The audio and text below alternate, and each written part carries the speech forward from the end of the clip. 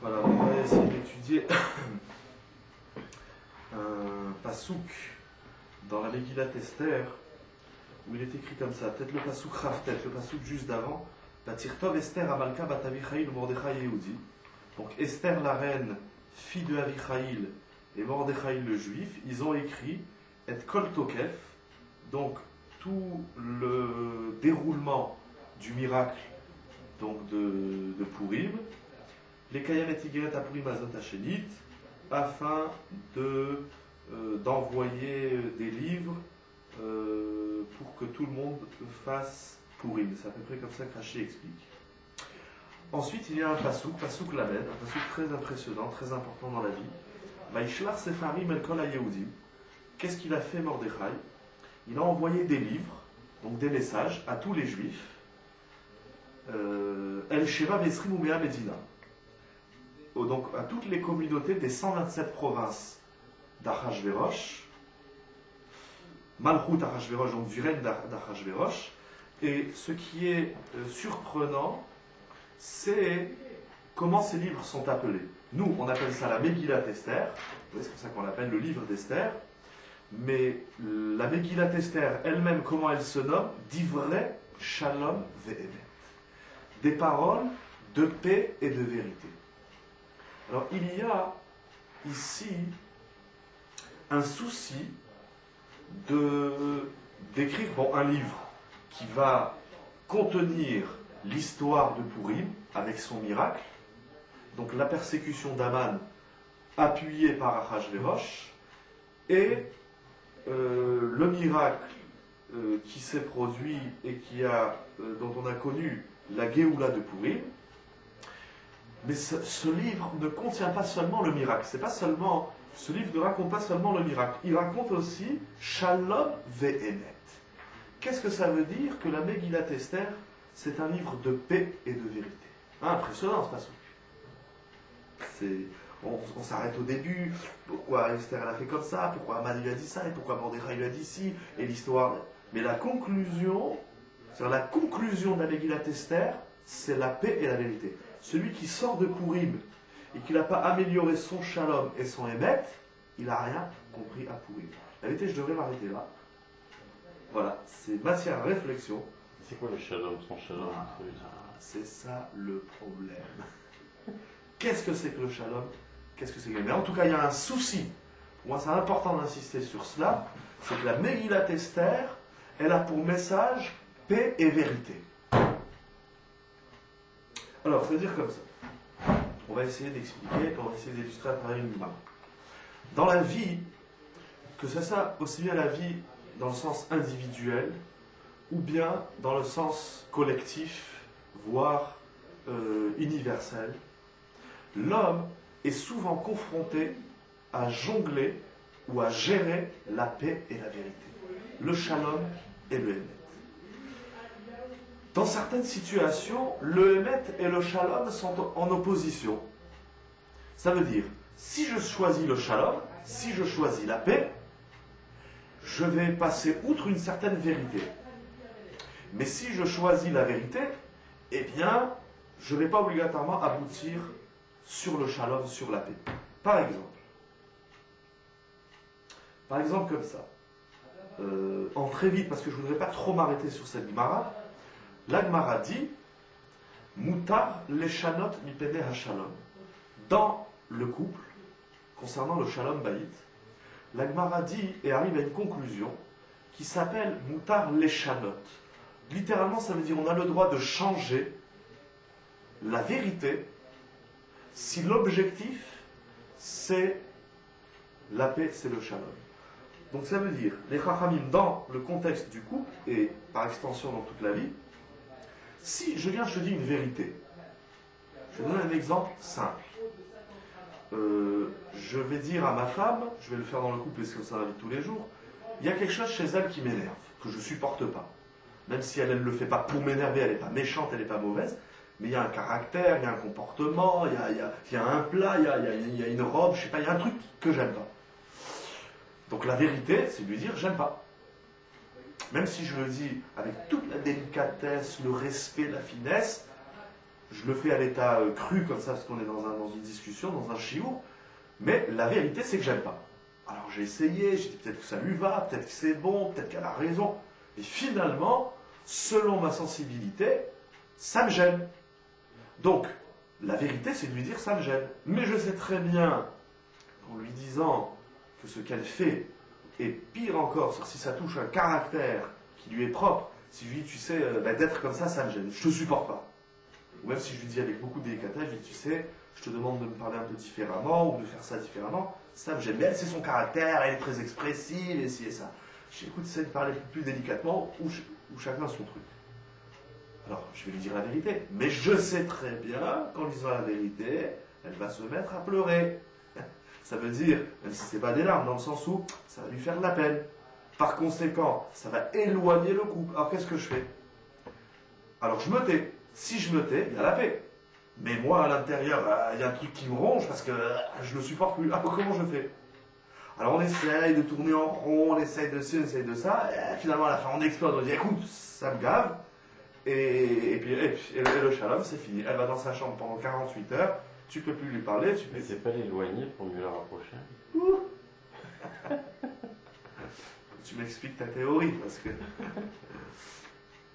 la femme, il faut faire très très attention. Et attention, je le fais dans le sens de l'homme vis-à-vis de la femme, c'est comme ça aussi vice-versa. Bien entendu, je dis comme ça parce que je suis un homme, donc je parle à des hommes, mais c'est comme ça aussi pour les femmes. Des fois, la femme, il y a un truc qu'elle ne supporte pas chez son mari, et bien elle va lui dire, ça me plaît pas. Comment ça me plaît pas? Mais je suis comme ça, que si tu veux, le bon Dieu m'a fait comme ça, et ça.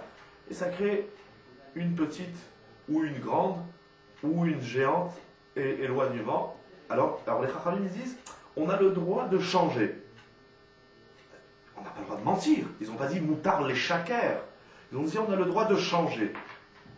Alors, changer la vérité, d'après le Ramban, c'est un Ramban qui est dans Bereshit, il dit changer la vérité, c'est que des fois, il ne faut pas dire la vérité. Je dis pas, je ne dévoile pas la vérité. Mais ça, quand j'ai pris des exemples, bon, je dirais anodin de la vie. Bon, elle a son caractère, c'est à moi d'apprendre à vivre avec le caractère qu'elle a, ou c'est à moi d'apprendre à vivre comme elle est, et vice-versa, c'est à elle d'apprendre comme je suis. On peut demander à l'autre de ci, de ça, de composer. Mais quand c'est quelque chose d'essentiel dans la vie, quand c'est, je sais pas moi, toute ma vie, j'ai travaillé sur une idée, la femme avec qui je me marie me dit, mais tes idées c'est bidon, et moi je défends mes idées.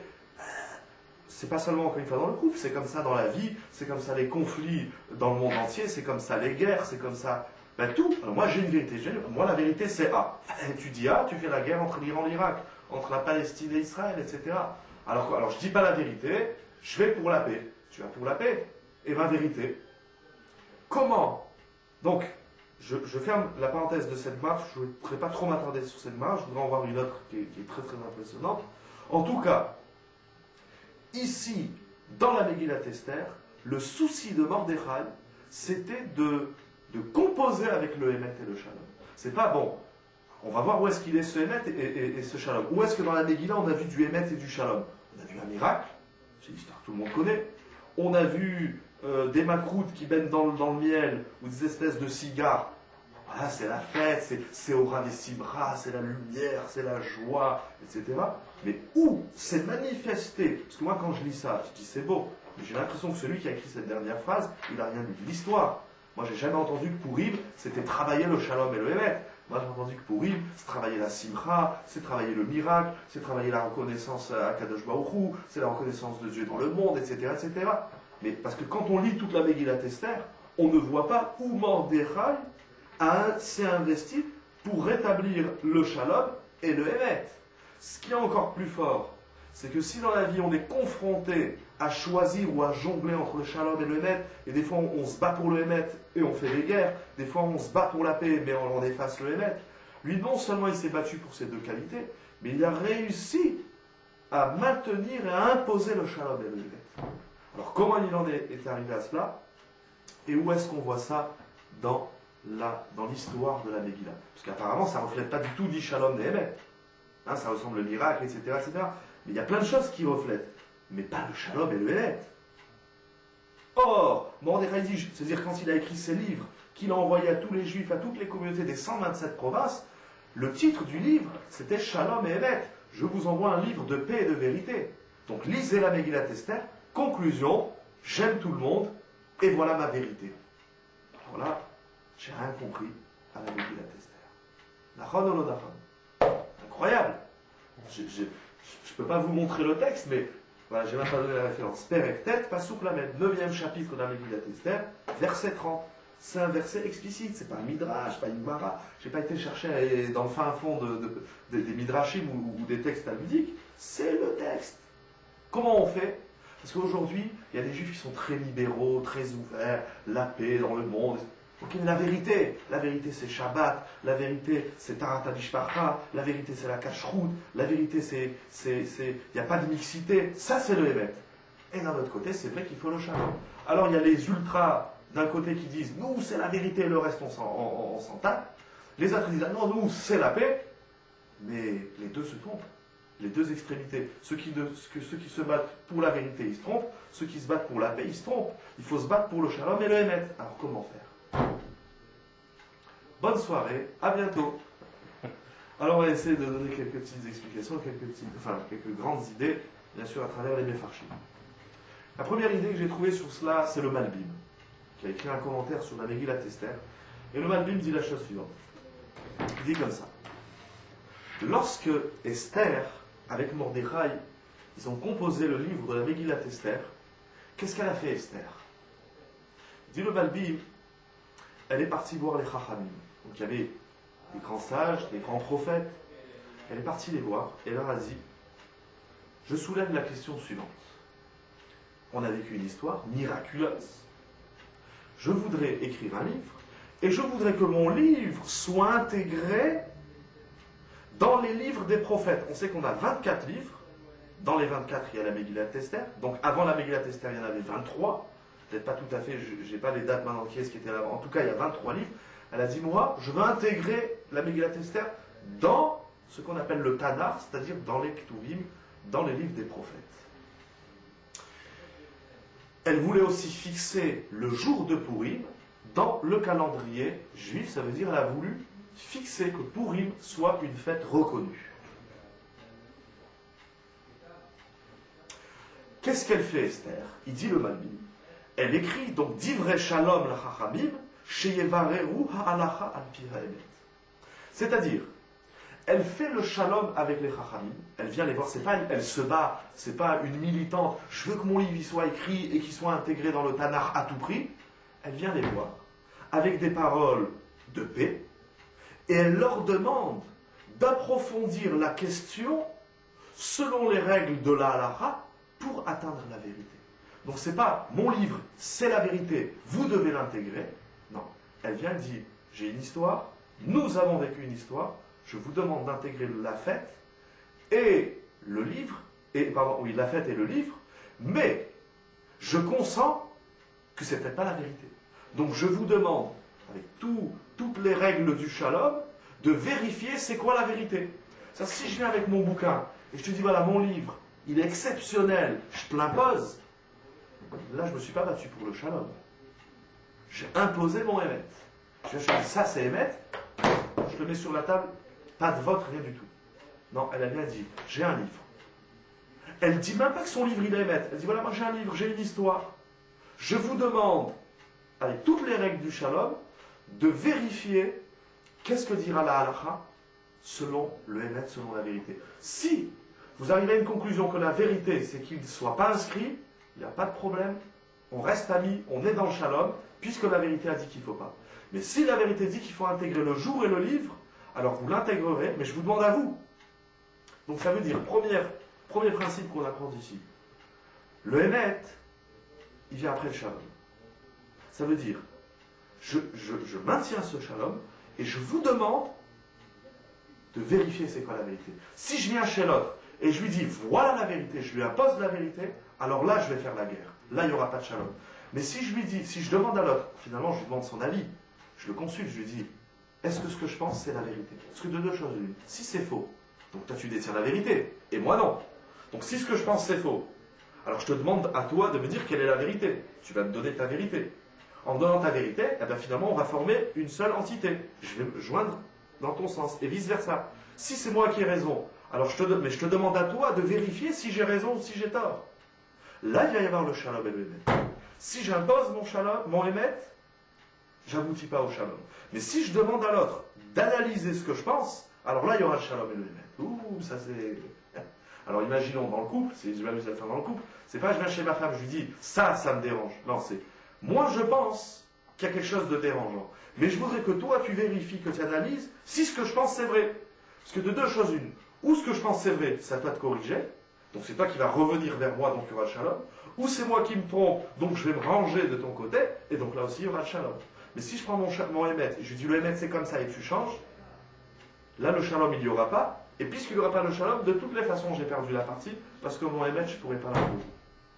Ça c'est la première règle qu'on apprend dans le Madrid. Ok? Première idée. Deuxième idée, ça va aller un peu dans le même sens, c'est le Maharal. Le Maharal, il a écrit un livre entier sur l'histoire de Purim, sur la Megillat Esther, qui s'appelle Or Hadash. Il explique la chose suivante. Il dit que Mordechai et Esther, ils ont institué le jour de Purim et la lecture de la Megillah de telle manière à ce qu'il n'y ait pas de discorde. C'est pas, on a compris un principe, on va l'imposer à la communauté, on va l'imposer au guide et au maître de la communauté. Nous, on a une idée forte. Mais maintenant, il faut qu'on trouve le moyen. En fait, il y a une grande psychologie dans le shalom. On va dire, le émet, c'est l'intellect. Le shalom, c'est la psychologie. Comment je vais introduire, non pas imposer, comment je vais introduire ma vérité au sein de la communauté. Il dit le Maharal, c'est sûr, dans l'absolu, si on analyse purement intellectuellement, c'est sûr que Purim devait être inscrit aussi bien dans les livres de la Torah que dans le calendrier en tant que fête, parce qu'on a été sauvé d'un miracle. Donc c'est évident. Seulement, l'ogazrou bekoar, ils n'ont pas, comme on a dit à travers le Malbim, ils n'ont pas imposé avec la force leur vérité, mais ils l'ont fait derer bakasha. Ils l'ont fait comme s'ils demandaient l'opinion publique pour que ça soit fait dans les règles du shalom. Donc le Maharal et le Malbim, ça va dans la même idée, ça va dans le même sens. Ils n'ont pas imposé Purim, ils l'ont installé de façon shalomtique, de façon paisible et sereine dans le clan d'Israël, et même à travers le Sanhédrin. Mordechai, il avait la possibilité de l'imposer, et Esther aussi. Esther, n'oublions pas que c'est la reine, et Mordechai, n'oublions pas que c'est un prophète, il fait partie de la Knesset Agdola, et il est le Gadol Hador, tout le monde l'a suivi, pas au début d'ailleurs de l'histoire. Donc ils avaient tous les enjeux, aussi bien thoraïques, ils avaient tous les outils, et c'est ça leur force, ils avaient tous les outils d'imposer, aussi bien au niveau de la Torah qu'au niveau de la politique. Un, c'est le Gadol Hador, l'autre, c'est la reine. Donc ils disaient, ben, c'est nous qui commandons, donc on vous impose Purim. Non. Ils ont mis de côté toutes ces cartes, ils ont mis de côté tous ces outils, ils ont dit, nous on a une idée forte. Mais là où ils étaient encore plus forts, c'était pas seulement d'avoir trouvé la vérité, c'était de savoir l'instaurer. Et il dit le Maharal, l'ogazrou bekoar. Ils ne sont pas venus avec la force pour l'imposer au sein du clan d'Israël. Et toute leur force finalement, elle est là. C'est que ils ont compris que la vérité, pour être acceptée, il faut que ce soit fait dans le shalom. Parce qu'une vérité qu'on impose, non seulement on n'a pas le shalom, mais même le émet, on l'a pas. Parce que si j'ai une vérité et je te l'impose, tu ne vas pas l'accepter. Si tu ne vas pas l'accepter, mon émet, il ne sert plus à rien. Donc le shalom, il est le garde-fou, je dirais, il est le cran de sécurité du émet. Je dirais, il est le réceptacle, voire le terrain sur lequel le shalom, le émet, il va pouvoir se poser. C'est comme un avion. Un avion, pour atterrir, il a besoin d'un terrain. Donc on va dire le terrain, la piste d'atterrissage, c'est le shalom, et l'avion, c'est le émet. S'il n'y a pas le shalom, le émet, boum, il explose. Première idée. C'est beau à dire, et dans la vie de tous les jours, c'est encore une autre histoire. Alors, pour illustrer cela, on va étudier un petit passage dans la Gemara de Yebamot. Gemara exceptionnelle. Vous allez voir, quelque chose de bouleversant même. Nous savons dans le Talmud, dans la Gemara, dans les Mishnayot déjà, on a deux grandes écoles. On a l'école de Hillel et on a l'école de Shammai.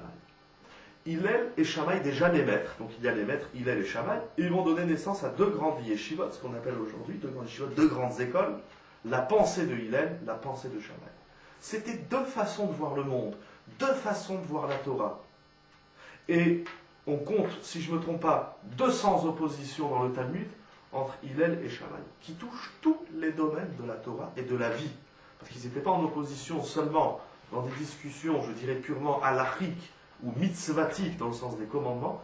Ils avaient même des discussions concernant l'existentiel. Par exemple, un des débats les plus connus qu'il y a entre Shammai et Hillel, en Beth Shammai et Beth Hillel, c'est est-ce que Dieu il aurait dû créer l'homme. Et il y a toute une discussion, et la Gemara, au traité Hérouvin, elle dit que Hillel et Shammai, pendant 2 ans et demi, ils ont discuté, c'était ça leur bataille, entre guillemets, c'était ça leur discussion, c'est est-ce que Dieu il a bien fait d'avoir créé l'homme, pour l'homme, ce qu'Akadosh Baruch Hu il fait, c'est sa volonté, c'est son ratson, mais est-ce que pour l'homme, il valait mieux qu'il soit créé ou pas? Il y a toute cette discussion pendant 2 ans et demi, imagine 2 écoles, 2 pensées, de courants de la pensée du judaïsme, est-ce qu'il fallait créer l'homme ou pas? D'ailleurs, à l'occasion, il faudra peut-être qu'on en fasse même une vidéo ou un shiur ici ou là, parce que c'est une discussion passionnante. Leur discussion, elle touche tous les domaines de la Torah. Par exemple, il y a des discussions concernant certains...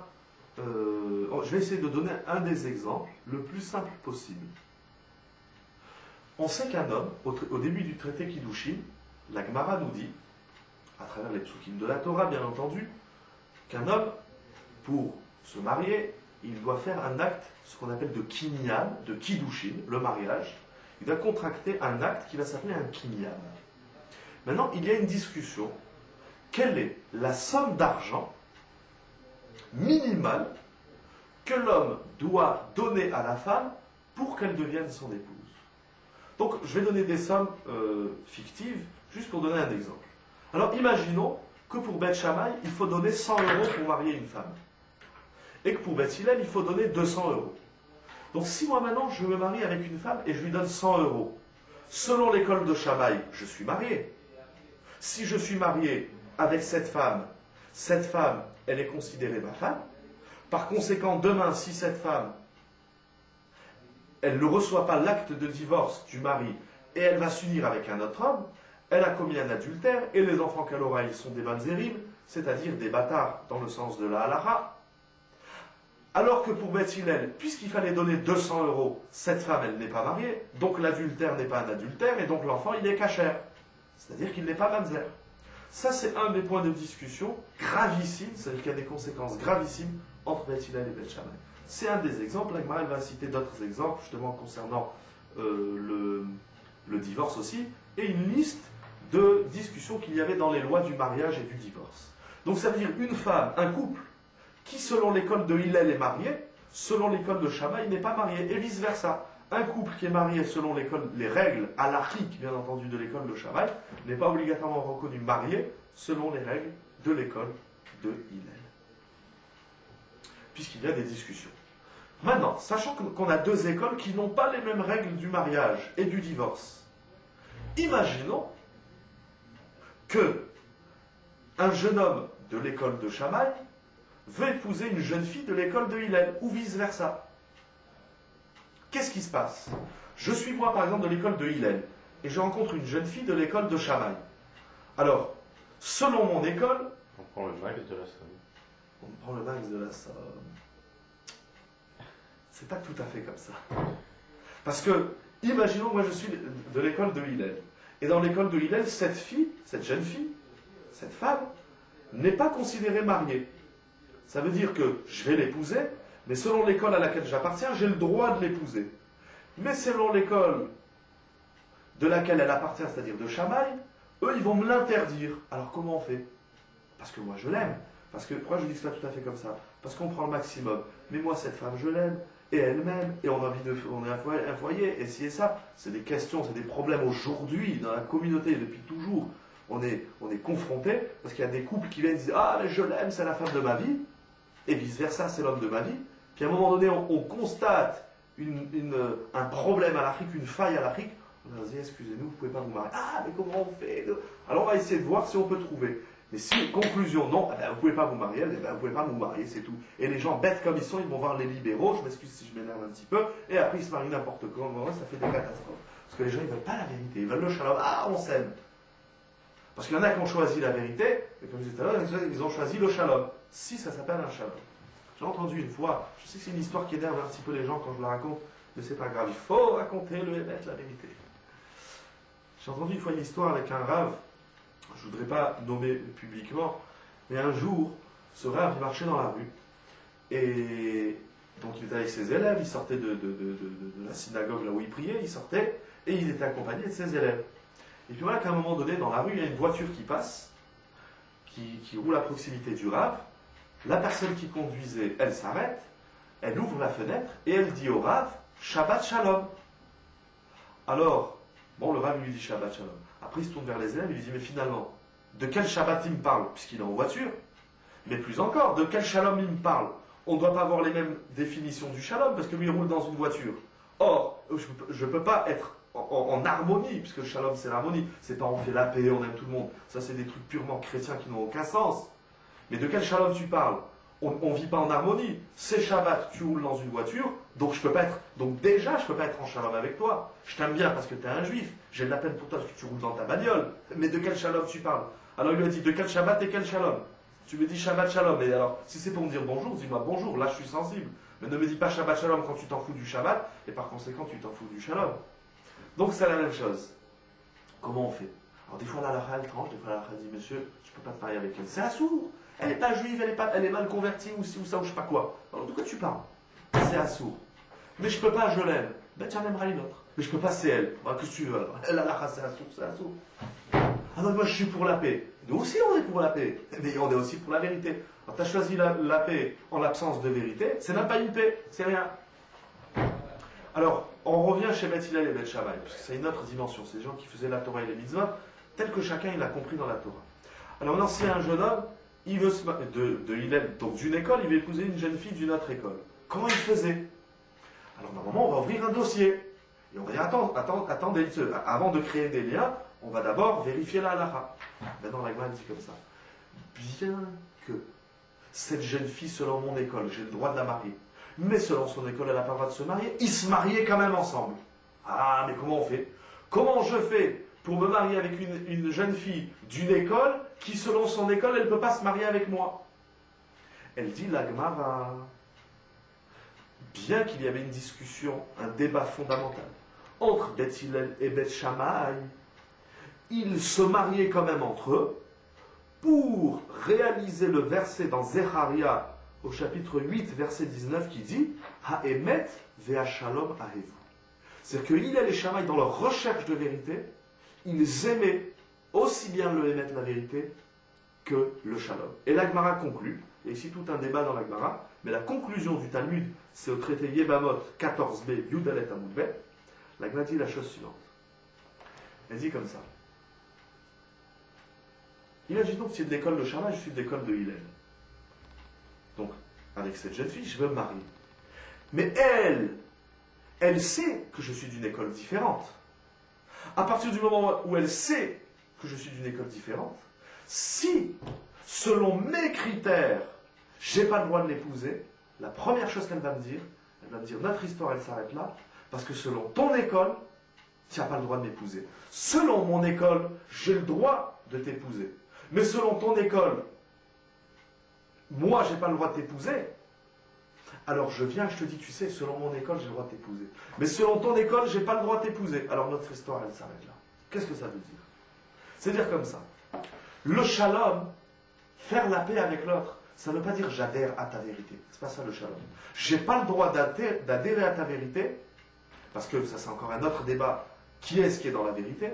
Comment on définit la vérité? C'est quoi le Emet finalement? C'est encore un autre débat.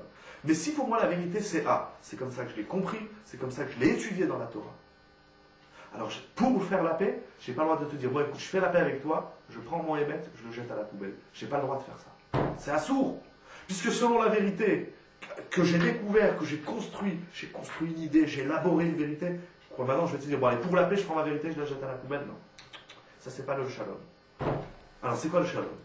Le shalom, ça commence par tolérer que l'autre a une vérité. Premièrement, moi je pense que la vérité c'est A. C'est quoi le shalom? C'est déjà accepter que l'autre il a une vérité qui s'appelle B. Le shalom, c'est pas, bon, adhère à ma vérité ou j'adhère à ta vérité. Ça, c'est des bêtises. On prend, on jette à la poubelle. Le shalom, c'est, j'ai une vérité, mais je tolère qu'il y en a une autre. Mais ça ne s'arrête pas là, parce qu'on n'est pas encore en shalom. Si tu vis dans ta vérité, je vis dans la mienne, où il est le shalom? Mais ça va encore plus loin que ça. C'est tenir compte, je vais dire une phrase, on va essayer d'expliquer. C'est tenir compte de la vérité de l'autre par rapport à l'autre, pas par rapport à moi. C'est-à-dire, moi, je te fais confiance, et je suis sûr, il y a ici des expressions claires dans Rachid, des vadaï, il dit Rachid. Ça veut dire, moi je te fais confiance. Pourquoi? Parce que je suis sûr et certain que toi, tu connais mon émet. C'est-à-dire, je sais que toi, tu connais ma vérité, et je sais que toi, tu vas respecter ma vérité. Par conséquent, tu vas respecter ma vérité par rapport à moi. Ça veut dire, je ne vais pas, moi, te donner à manger quelque chose que je sais que selon tes critères, tu ne vas pas les manger. C'est ça le shalom. Le shalom, c'est j'accepte ta vérité, pas pour moi.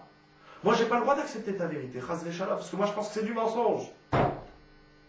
Mais, j'accepte ta vérité par rapport à toi-même. C'est-à-dire que si tu viens manger chez moi, ou dans l'exemple du mariage, je vais le faire dans le repas, si je sais que ce que je mange, tu ne le manges pas, je ne vais pas te le faire manger. Là, il y a la vérité, parce que j'accepte, c'est-à-dire je reconnais ma vérité et je respecte ta vérité. Et si je respecte ta vérité, alors je vais te laisser dans ton système. C'est pas j'ai une vérité, viens manger la mienne, non. Et donc, par conséquent, là où ça va encore plus loin, c'est qu'ils n'avaient même pas besoin de se dire les choses. Ça veut dire, j'ai tellement bien compris que l'autre, il a une vérité, c'est que si j'hésite sur ta vérité, je vais te la demander. Et si je te dis rien, dans l'exemple du repas, si je vis dans cet état d'esprit de vérité, mais pas seulement de la vérité, c'est ma vérité vis-à-vis de moi-même. Vivre dans la vérité, c'est bien sûr, je défends ma vérité, je définis ma vérité. Mais ça ne s'arrête pas là. Parce que si c'est que ça, il n'y aura pas la paix. Quand est-ce qu'il va y avoir la paix? C'est seulement si, après que j'ai élaboré ma vérité, j'accepte et j'adhère que l'autre, il a une vérité pour lui. Par conséquent, toi, si moi je vis dans cet état d'esprit, toi, tu as le droit de venir manger chez moi. Pourquoi? Parce que toi, tu sais que moi, je mange ma vérité, mais je te fais manger ta vérité. Je ne vais pas te faire consommer ma vérité. Parce que si je vais faire consommer ma vérité, tu n'as pas le droit de manger chez moi. Parce que pour toi, ce que tu vas manger chez moi, ça risque d'être du pas cachère. Je ne sais pas si je suis clair. Encore une fois. Peut-être. Si, moi... Ok, si je suis clair, alors on peut continuer. Donc ça veut dire que non seulement je me fais des deux dans la langue. Non seulement le travail de conjuguer le émet avec le shalom, mais plus encore, le émet et le shalom sont les mêmes dans leur essence. Ça veut dire comme ça. Si je m'en fous de ta vérité, si je dénigre ta vérité, alors tu n'as pas le droit de manger chez moi. Pourquoi? Parce que moi, je vais te mettre dans une assiette un aliment qui est cachère selon mes règles, mais je ne tiens pas compte de tes règles. Alors tu n'as pas le droit de manger chez moi. Mais là, ça ne s'appelle pas que moi je vis ni dans le Hémet, ni dans le Shalom. Je vis dans l'égocentrisme, ou je vis dans le communisme, tout le monde doit adhérer à ma vérité. Alors tu n'as pas le droit de manger chez moi. On est obligé de dénigrer. C'est là où il y a le débat. Le débat il commence où la vérité de l'autre, enfin, tu peux argumenter, attends, c'est ta vérité. C'est vrai. Moi je trouve qu'il y a ta vérité sur des points évidents. J'ai le droit de dire ça. Pas seulement j'ai le droit, je vais aller plus loin. Je veux dire, j'ai le devoir de te rentrer dedans dans le sens intellectuel du terme. J'ai le devoir de défendre la vérité telle que je l'ai comprise, telle que je l'admets, telle que je l'ai travaillée. Parce qu'encore une fois, une vérité objective, une vérité absolue, une vérité intellectuelle, qui plus est si on parle de la Torah. C'est pas tu dis des bêtises, non, là, il n'y a pas de paix. Bien sûr que je vais te rentrer dedans et vice-versa, tu vas me rentrer dedans. C'est-à-dire, on va débattre des années sur des questions importantes. Et moi, je vais dire, excuse-moi, mais ce que tu dis, c'est faux. Ce que tu dis, c'est pas le Hémet. Ce que tu dis, c'est le Sheker. Alors, où est la paix? La paix, c'est que, imaginons si maintenant on discute sur ça. Est-ce que cet aliment, il est cachère ou pas? Moi, je pense que cet aliment, il est cachère. Mais je sais que toi, tu penses que cet aliment, il n'est pas cachère. Parce qu'on a eu un débat à l'Afrique sur un point particulier. Maintenant, qu'est-ce qui se passe? Si moi, j'aime la vérité, je ne vais pas dire, je m'en fous de ce que tu penses, donc quand il vient manger chez moi, je vais lui mettre cet aliment dans le plat. Non, là, j'aime ni le émet, ni le shalom. Aimer la vérité, c'est premièrement accepter que l'autre, il a notre point de vue, mais plus que ça encore, c'est à partir du moment où j'accepte que tu as notre point de vue, quand tu vas manger chez moi, je ne vais pas te mettre ça dans l'assiette, même si pour moi ça c'est méga cachère. Mais puisque je sais que pour toi ça c'est du cochon, c'est pas cachère, donc dans ton assiette, je ne vais pas te mettre la même chose que ce que je mange moi. Donc tu vas venir manger chez moi, moi je vais manger ça, et à toi je vais te donner à manger autre chose. Là il y aura émet et shalom. C'est-à-dire, et à table, chez moi à la maison et vice-versa chez toi, on va discuter. Toi tu vas dire, mais attends, mais finalement, qu'est-ce que tu manges ce truc, c'est taref? Et moi, je vais défendre mon idée. Après, de deux choses l'une. Ou, finalement, je dis, ah oui, c'est vrai, je reconnais ton idée. Donc, même moi, ça, je ne vais plus le manger. Ou bien, deuxième possibilité, toi, tu vas dire, tu vas reconnaître une erreur ou une négligence de ta part, donc finalement, tu vas le manger. Ou bien, troisième possibilité, c'est là où ça devient passionnant. C'est que notre débat, il est interminable. Et que toi, tu continues à penser que ça, c'est pas cachère. Et moi, je continue à penser que c'est cachère. Parce que je vais défendre mon idée, parce que tu vas me rentrer dedans et tu vas défendre ton idée. Donc chacun il reste sur sa position tel qu'il a compris la vérité. Mais quand est-ce qu'il va y avoir shalom? Pas, le shalom c'est pas si tu manges la même chose que moi. Ça c'est pas le shalom. C'est pas le shalom parce que selon ta vérité, ça t'as pas le droit de le manger. Donc tu me fais plaisir, mais ton émet, tu l'as jeté à la poubelle. Or c'est pas bon. Il faut les deux. Donc quand tu viens manger chez moi, il faut respecter le émet et le shalom. Donc quand tu viens manger chez moi, moi dans ton assiette, je ne vais pas te mettre quelque chose à manger que toi tu ne manges pas cachère. C'est-à-dire que tu considères pas cachère. Donc moi je vais le manger et je vais te mettre dans ton assiette quelque chose qui sera cachère. C'est-à-dire je connais ton idée et je vais respecter ton idée pour toi. Si tu sais que moi je vis dans cet état d'esprit, alors tu as le droit de manger chez moi et tu n'as même pas le droit de me poser la question si ce que je t'ai mis dans l'assiette c'est cachère selon tes règles. Parce que moi tes règles je les connais et je les respecte pour toi. Alors on va manger ensemble dans deux assiettes. Moi la bleue, toi la rouge. Mais si, et malheureusement c'est comme ça aujourd'hui le monde, si toi tu sais que pour moi la vérité, c'est que je te fais consommer ma vérité parce que je m'en fous de la tienne, alors là tu n'as pas le droit de manger. Ça veut dire que les élèves de Hillel et Shammai, ils savaient très bien que si je te donne à toi à manger, sans te poser la question, c'est que je connais très bien ton système, et j'ai mis dans ton assiette quelque chose dont je sais que toi, selon tes règles, tu pourras manger. Parce que si je ne suis pas sûr, alors je vais te poser la question. Et si je ne te pose pas la question, de deux choses l'une. Ou je vis dans cet état d'esprit, donc tu peux me faire confiance, je vais te donner à manger quelque chose que je sais que toi tu peux manger. Mais si je ne vis pas dans cet état d'esprit, alors moi je suis un pourri. Je ne suis ni dans la vérité, ni dans le shalom, et par conséquent tu n'as pas le droit de manger chez moi. Donc, la vérité commence par je défends mon idée, j'ai le devoir de la défendre, j'ai pas le droit de consommer la vérité de l'autre, ou alors je m'en fous de la vérité, je suis pour la paix, comme ça dans le monde, la paix moussante, la paix je sais pas quoi, la paix folklorique. Mais si je suis un homme de vérité, parce que je recherche la vérité dans la philosophie, dans la Torah, intellectuellement, alors je vais défendre mon idée jusqu'au bout. Et trois possibilités, ou je me trompe, donc je me rangerai dans ton camp, ou tu te trompes, tu te ranges dans mon camp, ou bien, finalement, personne, on n'a pas réussi, chacun vis-à-vis de l'autre, on n'a pas réussi à sensibiliser l'autre, ou à trouver la faille de son système. Donc on va partir, toi avec A et moi avec B. Alors oui, il est le shalom. Le shalom, c'est que quand tu viens manger chez moi, ou quand tu vas te marier avec les filles qui sont chez moi, ou etc., moi, je vais dire, tiens, mais lui, il ne pense pas comme moi. À partir du moment où il ne pense pas comme moi, je n'ai pas le droit de lui faire consommer ma vérité. Donc ce que je vais lui donner à manger, ça doit être sa vérité. Ça, c'est le émet et le shalom. Et ça, Mordechai, il y a encore beaucoup de marottes, beaucoup de midrashim qui parlent de ça, mais c'est déjà pour moi une idée essentielle, c'est clair. J'espère que j'ai été clair un petit peu dans cette démarche et dans cette démonstration. Mais ce qui est assez intéressant, c'est qu'au début de l'histoire, Mordechai a été écouté par personne. Quand Mordechai a dit il ne faut pas aller manger chez Achashverosh, et pourtant, Achashverosh il a fait un repas cachère.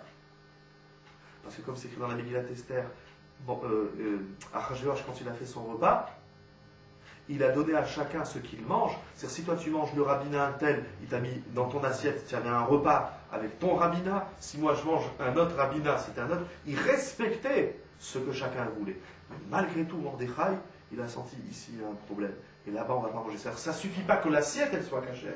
Parce qu'on sait que le principe de cacheroute, ça touche beaucoup plus. Ça ne s'arrête pas à une histoire d'assiette. C'est aussi une ambiance, c'est aussi une raison, c'est quel est l'objectif de ce repas, qu'est-ce qui va se passer là-bas, etc., etc. Mordechai, il a dit, il ne faut pas aller manger là-bas. Il n'a pas été écouté. Alors Mordechai, il a vu, tiens, quand je donne une halakha, je ne suis pas écouté. La fin de l'histoire, il faut que je donne une halakha, mais il faut que je sois écouté. Parce que je viens, je dis une halakha, et personne ne m'écoute. Il y a plein de rabbanim aujourd'hui, depuis toujours d'ailleurs dans le monde, j'ai eu moi-même eu l'occasion d'avoir affaire à cela, à des rabbanim, j'ai beaucoup appris de ça d'ailleurs, et quand on allait leur poser une question, comme des bons juifs, ils nous posaient une question. Est-ce que ce que je te dis, tu vas l'écouter ou pas? Si tu ne vas pas l'écouter, va voir quelqu'un d'autre. Tu vas l'écouter, donc il va y avoir shalom. Écouter, ça ne veut pas dire oui, amen, le rabbin a raison, je me plie. Mais est-ce que tu vas aller dans le sens de ma réponse? Maximum, on va en débattre. Mais si tu écoutes ce que je pense, après tu sors dehors, tu dis lui il raconte des bêtises, il n'y a pas de problème. Reste chez toi, on reste dans le shalom. S'il y a une vraie recherche de vérité, je te réponds. Il n'y a pas de recherche de vérité, reste chez toi, continue à penser ce que tu veux, et laisse-moi penser ce que je veux. Mais là, il n'y a ni le Hémet, ni le shalom. Alors Mordechai, il a dû. Et là, c'était facile. Et là, je termine avec cette idée. Pour lui, c'était facile d'imposer, dans le sens, je suis le Gadolador. Mais on voit que le Gadolador, quand il dit des choses, il n'est pas toujours écouté. Malheureusement, bien entendu, c'est un tort. Alors, il y a le tort de la communauté, c'est une chose.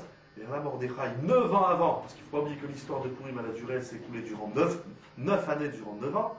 Mordechai, il a dit au début de l'histoire, j'ai dit une halakha, personne ne m'a écouté. Maintenant, je vais dire une halakha. Je vais m'efforcer, moi, Mordechai, le Gadolador, accompagné de la reine, qu'est-ce qu'on peut faire pour que ce qu'on dit soit écouté? Si, avant de dire quelque chose à l'autre, c'est l'idée qu'on a déjà dit aussi dans certaines vidéos, si ce que je vais dire à l'autre, j'ai pas pris toutes les assurances qu'il m'écoute, c'est qu'il accepte ce que je dis, je n'ai pas le droit de lui dire. Parce que si je vais lui dire, ça va faire de la discorde. Donc quand est-ce que je m'étouffe dans ma vérité? C'est quand je n'ai pas pris les précautions pédagogiques, psychologiques, sociales, etc., thoraïques bien entendu, pour que l'autre il m'écoute. Mordechai il a réfléchi pendant des années, ou suffisamment de temps, en tout cas avec Esther, qu'est-ce qu'on peut faire pour que notre vérité, elle soit acceptée par tout le monde. Tant que je ne me suis pas assuré que ma vérité, elle soit acceptée, je n'ai pas le droit de la dire. Je dois la contenir en moi. Ah mais ça m'énerve, sa tête, je ne peux plus la voir. Ou bien ce que l'autre il fait, c'est faux. Il n'y a pas de problème. Pourquoi? Parce que le Maharal dit quelque chose de très intéressant. Il dit, si tu dis la vérité, mais que ta vérité n'est pas acceptée, qu'est-ce que tu vas faire? La marloquette. Donc c'est-à-dire comme ça, jusqu'à maintenant on est en paix, on vit Béchalom. Donc on est dans le shalom, on n'est pas dans le hémet. Maintenant si je t'impose ma vérité, qu'est-ce qui va se passer? Il va se passer qu'il y aura la vérité, mais il n'y aura pas le shalom. Alors j'ai rien gagné. On était 1-0, c'est-à-dire shalom en l'absence du hémet. T'imposes le hémet, il y a le hémet, il n'y a pas le shalom. Alors on n'a rien gagné, dit le Maharal. Qui t'a dit que le hémet il est mieux que le shalom? Peut-être le shalom il est mieux que le hémet. Alors, on vit en paix. Alors maintenant, qu'est-ce que tu viens me casser les pieds avec ta vérité? Tu vois pas que tu fais la marloquette? Tu vois pas que tu crées de la discorde? Garde-la ta vérité. Si je peux me permettre, je dis un peu différemment que le Maharal, dans la suite logique de ce que dit le Maharal, c'est le Maharal qui m'a fait penser cette idée, c'est que si ton hémet, tu me l'imposes, parce que si ton hémet, il ne se fait pas avec le shalom, qu'est-ce qui se passe? Même ton hémet, il ne va pas exister. Non seulement qu'en imposant le hémet, j'ai tué le shalom, mais finalement mon hémet, il n'existe pas. Parce que l'autre, il ne va pas l'accepter. Il n'y a que moi qui vais suivre mon hémet. Or, mon hémet, je le suivais déjà avant qu'il y ait, lorsqu'on était des shalom. Donc, pour garder le shalom, il y a deux possibilités. Soit je garde mon hémet et j'abîme pas le shalom.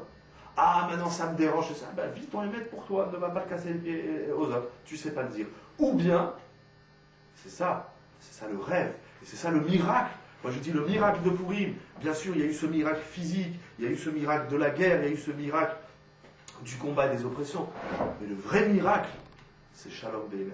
L'aboutissement de toute histoire. Là, Mordechai nous donne une clé, Mordechai et Esther, il nous donne une clé pour lire. On est dans les conflits Palestine-Israël, on est les conflits des guerres, les conflits des États. Et voilà, Mordechai dit, toute décision que tu prends dans la vie, il te faut des années. Ça prend des années. C'est très dur, c'est tout un art. Mais, assure-toi, avant d'émettre une idée avant de véhiculer. Comme dit le Maharal, en soi, elle est vraie, c'est clair qu'ils ont raison. Ça, des fois, on dit à l'autre, tu comprends pas que je dis la vérité, moi j'ai besoin de t'expliquer. Non mais là, j'ai pas fait le shalom. Maintenant, c'est évident, tu n'entends pas que tu dis des bêtises, on lui dit à l'autre, tu n'entends pas que tu racontes n'importe quoi, tu n'as même pas réfléchi 2 secondes. Il n'y a pas de problème, tu peux dire tout ce que tu veux. Mais en disant ce que tu veux dire, tu n'as pas fait le shalom, alors tu n'as pas le droit de le dire. On dirait, il dit l'aboutissement de Purim, c'est shalom ve'emet. Si on n'a pas compris ça, eh bien, on n'a rien compris à Purim. Voilà. Je nous souhaite à tout le clan d'Israël, shalom ve'emet. Purim s'avère.